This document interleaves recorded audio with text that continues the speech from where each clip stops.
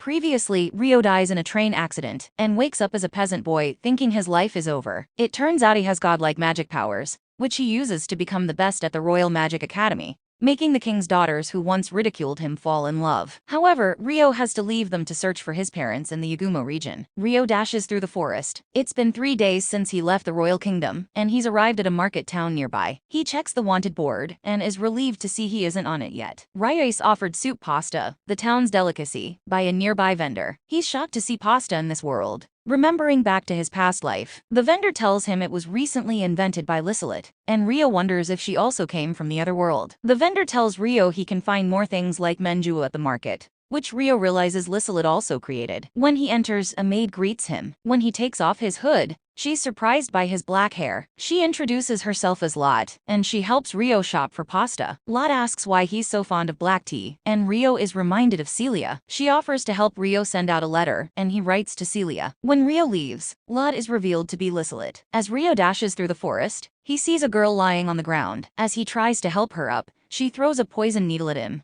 and tells Rio she will kill him. Rio quickly negates the poison. She lunges in again, but isn't able to hit Rio, who uses magic to teleport behind her and tries to grab her. She activates her enhancement magic and throws more knives, but they're useless against Rio. She's caught off guard by this, wondering how a non-best could be so physically strong. Rio flips her over and pins her down. She begins to cry for her mom, scared that Rio will kill her. Rio puts her to sleep and ties her up. He realizes she has a collar of submission and undoes the spell. Latifa has a flashback unconscious. She was the little girl who was on the bus when Rio was killed. In Japan, she was Endo Suzune, but her slave master, Stuart, gives her the name Latifa when she wakes up. Stuart hits her and forces her to call him her esteemed older brother. When she refuses, he activates the collar, causing agonizing pain. Latifa wakes up and sees Rio. She's reminded of her slave master at first, but when Rio tells her he removes her collar, she starts to cry. Rio questions her, and she tells him the person who raised her was named Stuart, and Rio realizes it's his former classmate. Rio asks her to go to the east of the kingdom to the wilderness, where she'll be accepted. Rio leaves to resume his journey,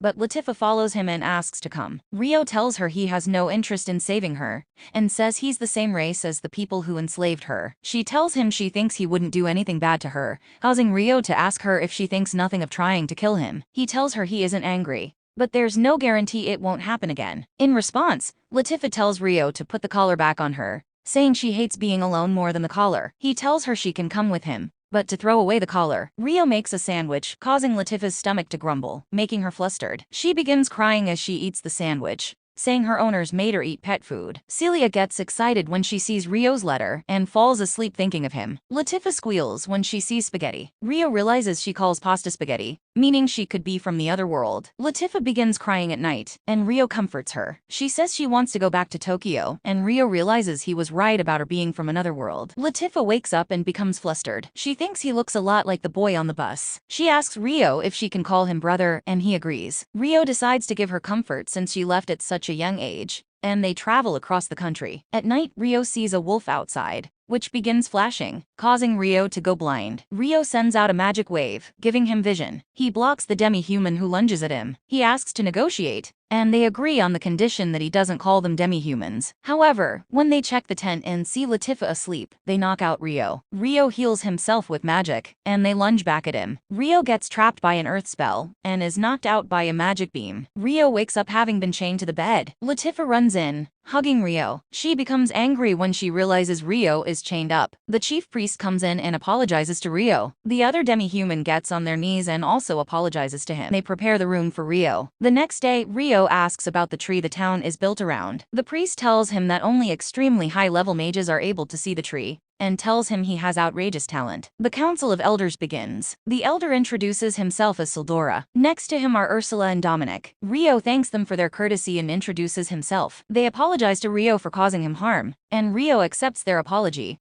telling them to raise their heads. They tell Rio they want to do something to show gratitude to Rio, and ask what he wants. He tells them that Latifa has grown attached to him, and the elders agree to let him live in the village. Dominic tells him he can have anything from the village, even a girl he likes. Rio asks to be taught their magic, which they call the spirit arts. Just then, a voice begins talking to Rio, and a glowing woman appears. She is introduced as the spirit of the world tree by the elders. She gets close to Rio's face and tells him he has a weak spiritual energy, as if a spirit is sleeping inside him. She asks Rio if she can look a little bit, and Rio agrees. She takes Rio by his face and touches her forehead to his, making Rio flustered. She exclaims that he has amazing odd. But on top of that, there's a person-shaped spirit inside of him. She explains that spirits that can take the shape of a human are extremely high level. In the Divine Demon War, the 6 great spirits disappeared, and one of those spirits is now inside Rio. Despite being the Divine Tree, she is only a 2nd level, meaning Rio's spirit is 10 times stronger than her. The elders are shocked and tell him that he deserves the level of a saint in their village. Rio goes back home,